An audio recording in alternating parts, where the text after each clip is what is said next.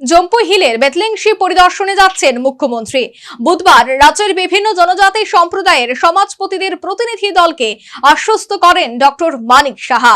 একই সাথে সমাজপতিদের উন্নতির বিষয়টি সরকারের দৃষ্টিগোচরে রয়েছে বলেও মুখ্যমন্ত্রী জানান।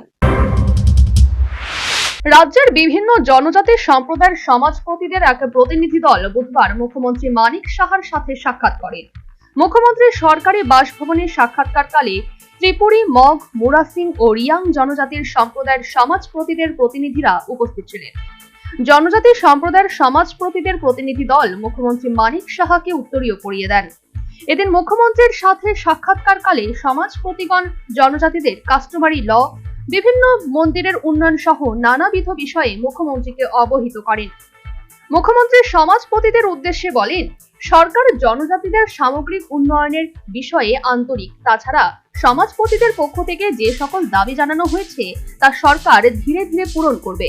এছাড়া সমাজপতিদের উন্নতির বিষয়টিও সরকারের দৃষ্টিগোচর রয়েছে বলেই মুখ্যমন্ত্রী জানান। মুখ্যমন্ত্রী আরো বলেন, জম্পুই হিলের বেতলিংশি বিষয়ে মিজোরাম রাজ্যের সঙ্গে যে সমস্যা চলছে সেই বিষয়ে কেন্দ্রীয় সরকারকে ইতিমধ্যেই অবহিত করা হয়েছে।